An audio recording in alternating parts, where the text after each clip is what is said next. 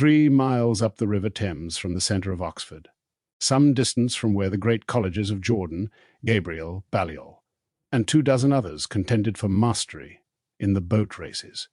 Out where the city was only a collection of towers and spires in the distance, over the misty levels of Portmeadow, there stood the Priory of Godstow, where the gentle nuns went about their holy business, and on the opposite bank from the Priory there was an inn called the Trout. The inn was an old stone-built rambling, comfortable sort of place. There was a terrace above the river, where peacocks, one called Norman, and the other called Barry, stalked among the drinkers, helping themselves to snacks without the slightest hesitation, and occasionally lifting their heads to utter ferocious and meaningless screams.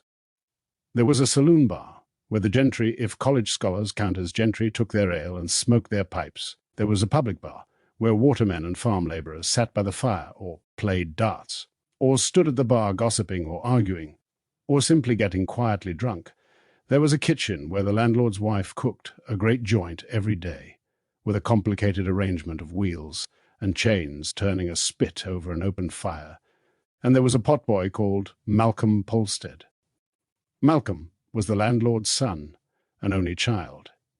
He was 11 years old, with an inquisitive, kindly disposition, a stocky build, and ginger hair. He went to Ulvercote Elementary School a mile away, and he had friends enough, but he was happiest on his own, playing with his daemon, Asta, in their canoe, on which Malcolm had painted the name, La Belle Sauvage. A witty acquaintance thought it amusing to scrawl an S over the V, and Malcolm patiently painted it out 3 times before losing his temper and knocking the fool into the water, at which point they declared a truce.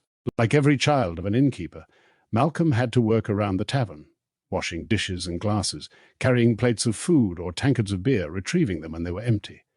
He took the work for granted. The only annoyance in his life was a girl called Alice, who helped with washing the dishes. She was about 16, tall and skinny, with lank dark hair that she scraped back into an unflattering ponytail. Lines of self-discontent were already gathering on her forehead and around her mouth. She teased Malcolm from the day she arrived. "Who's your girlfriend, Malcolm? Ain't you got a girlfriend? Who was you out with last night? Did you kiss her? Ain't you ever been kissed?" He ignored that for a long time, but finally rat-formed Asta leapt at Alice's scrawny jackdaw daemon, knocking him into the washing-up water, and then biting and biting the sodden creature, till Alice screamed for pity. She complained bitterly to Malcolm's mother, who said, "Serves you right. I got no sympathy for you. Keep your nasty mind to yourself." From then on she did. She and Malcolm took not the slightest notice of each other. He put the glasses on the draining board, she washed them, and he dried them, and took them back to the bar without a word, without a glance, without a thought. But he enjoyed the life of the inn. He especially enjoyed the conversations he overheard, whether they concerned the venal rascality of the river board, the helpless idiocy of the government, or more philosophical matters, such as whether the stars were the same age as the earth. Sometimes Malcolm became so interested in the latter sort of conversation that he'd rest his armful of empty glasses on the table and join in, but only after having listened intently. He was known to many of the scholars and other visitors, and was generously tipped, but becoming rich was never an aim of his. He took tips to be the generosity of Providence, and came to think of himself as lucky, which did him no harm in later life. If he'd been the sort of boy who acquired a nickname, he would no doubt have been known as Professor, but he wasn't that sort of boy. He was liked when noticed, but not noticed much, and that did him no harm either.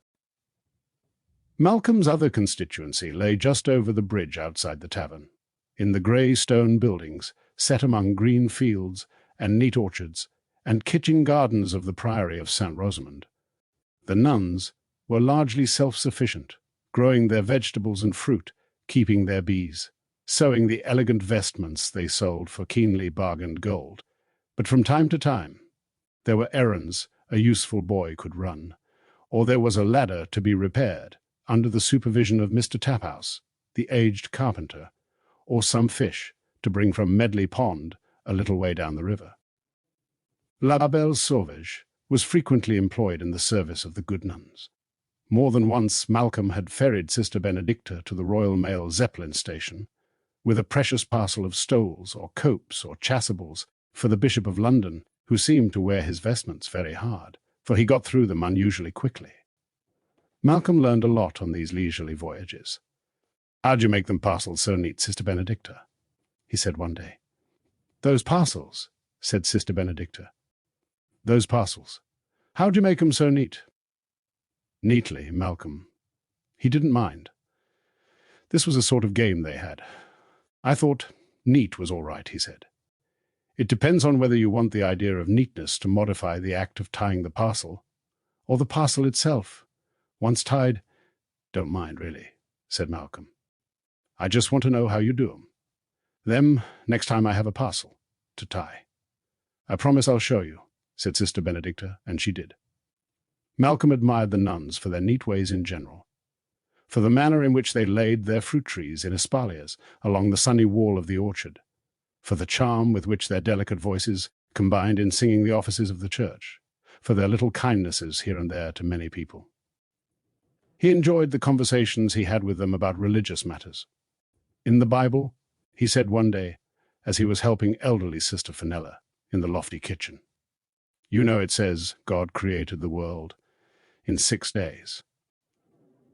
Well, how is it that there's fossils and things that are millions of years old?" "Ah, you see, days were much longer then," said the good sister. "Have you cut up that rhubarb yet? Look, I'll be finished before you will—" "Why do we use this knife for rhubarb, but not the old ones?" "The old ones are sharper because of the oxalic acid," said Sister Fenella, pressing the pastry into a baking tin. "Stainless steel is better with rhubarb. Pass me the sugar now." "Oxalic acid," said Malcolm, liking the words very much. "What's a chasuble, sister?" "It's a kind of vestment. Priests wear them over their albs. Why don't you do sewing like the other sisters?" Sister Fenella's squirrel daemon, sitting on the back of a nearby chair, uttered a meek tut-tut. "We all do what we're good at," said the nun. "I was never very good at embroidery, look at my great fat fingers. But the other sisters think my pastry's all right." "I like your pastry," said Malcolm. "Thank you, dear. It's almost as good as my mum's. My mum's is thicker than what yours is. I expect you roll it harder. I expect I do—" Nothing was wasted in the priory kitchen. The little pieces of pastry Sister Fenella had left after trimming her rhubarb pies were formed into clumsy crosses or fish shapes, or rolled around a few currants, then sprinkled with sugar and baked separately. They each had a religious meaning, but Sister Fenella, my great fat fingers, wasn't very good at making them look different from one another. Malcolm was better, but he had to wash his hands thoroughly first. "Who eats these, sister?" he said. "Oh, they're all eaten in the end. Sometimes a visitor likes something to nibble with their tea." The priory, situated as it was where the road crossed the river, was popular with travellers of all kinds, and the nuns often had visitors to stay.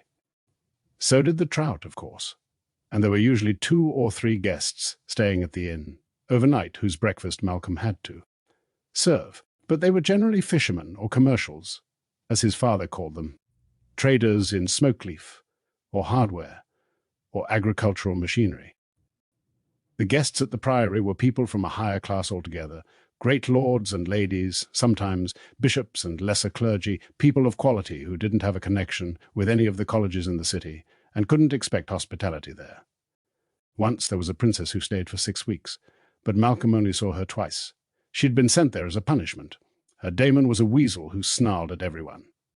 Malcolm helped with these guests too, looked after their horses, cleaned their boots, took messages for them, and was occasionally tipped. All his money went into a tin walrus in his bedroom. You pressed its tail, and it opened its mouth, and you put the coin in between its tusks, one of which had been broken off and glued back on. Malcolm didn't know how much money he had, but the walrus was heavy. He thought he might buy a gun once he had enough, but he didn't think his father would allow him to, so that was something to wait for. In the meantime, he got used to the ways of travellers, both common and rare. There was probably nowhere, he thought, where anyone could learn so much about the world as this little bend of the river, with the inn on one side and the priory on the other. He supposed that when he was grown up he'd help his father in the bar and then take over the place when his parents grew too old to continue. He was fairly happy about that. It would be much better running the Trout than many other inns, because the great world came through, and scholars and people of consequence were often there to talk to. But what he'd really have liked to do was nothing like that. He'd have liked to be a scholar himself, maybe an astronomer or an experimental theologian, making discoveries about the deepest nature of things. To be a philosopher's apprentice, now, that would be a fine thing. But there was little likelihood of that. Ulvercote Elementary School prepared its pupils for craftsmanship or clerking, at best, before passing them out into the world at 14.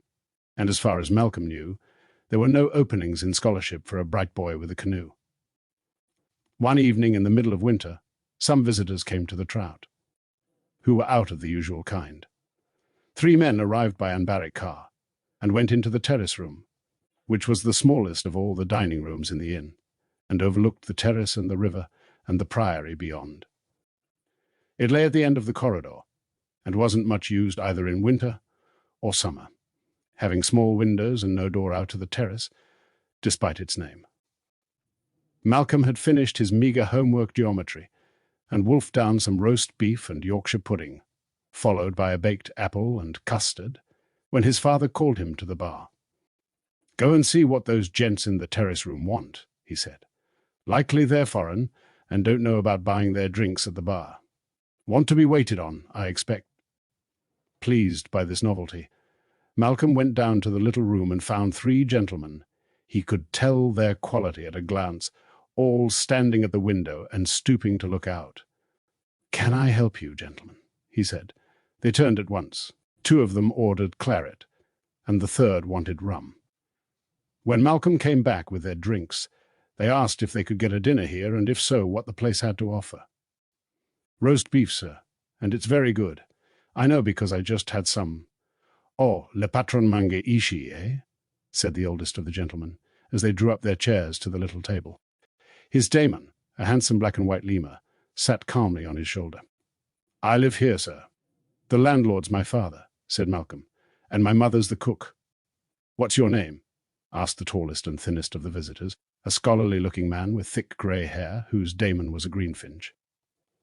"Malcolm Polstead, sir." "What's that place over the river, Malcolm?" said the 3rd, a man with large dark eyes and a black moustache. His daemon, whatever she was, lay curled up on the floor at his feet. It was dark by then, of course, and all they could see on the other side of the river were the dimly lit stained-glass windows of the oratory and the light that always shone over the gatehouse. "That's the priory, sir. The Sisters of the Order of St. Rosamond. I never asked them about St. Rosamond. There's a picture of her in the stained glass, though, sort of standing in a great big rose. I expect she's named after it. I'll have to ask Sister Benedicta. Oh, you know them well, then." "I talk to 'em every day, sir, more or less. I do odd jobs around the priory, run errands, that sort of thing." "And do these nuns ever have visitors?" said the oldest man. "Yes, sir, quite often, all sorts of people. Sir, I don't want to interfere, but it's ever so cold in here. Would you like me to light the fire, unless you'd like to come in the saloon? It's nice and warm in there." "No. We'll stay here. Thank you, Malcolm, but we'd certainly like a fire." "Do light it." Malcolm struck a match, and the fire caught at once. His father was good at laying fires. Malcolm had often watched him. There were enough logs to last the evening, if these men wanted to stay. "Lot of people in tonight?" said the dark-eyed man. "I suppose there'd be a dozen or so, sir." "About normal?" "Good," said the oldest man. "Well, bring us some of that roast beef. Some soup to start with, sir." "Spiced parsnip today." "Yes, why not?" "Soup all round, followed by your famous roast beef. And another bottle of this claret." Malcolm didn't think the beef was really famous. That was just a way of talking. He left to get some cutlery and to place the order with his mother in the kitchen. In his ear, Asta, in the form of a goldfinch, whispered. They already knew about the nuns. Then why were they asking? Malcolm whispered back. They were testing us to see if we told the truth. I wonder what they want. They don't look like scholars. They do, a bit. They look like politicians, she insisted. How do you know what politicians look like? I just got a feeling. Malcolm didn't argue with her. There were other customers to attend, too, so he was busy. And besides, he believed in Asta's feelings. He himself seldom had that sort of feeling about people. If they were nice to him, he liked them, but his daemon's intuitions had proved reliable many times. Of course, he and Asta were one being, so the intuitions were his anyway, as much as his feelings were hers. Malcolm's father carried the food in to the 3 guests and opened their wine. Malcolm hadn't learned to manage 3 hot plates at once. When Mr. Polstead came back to the main bar, he beckoned Malcolm with a finger and spoke quietly. "What did those gentlemen say to you?" he said.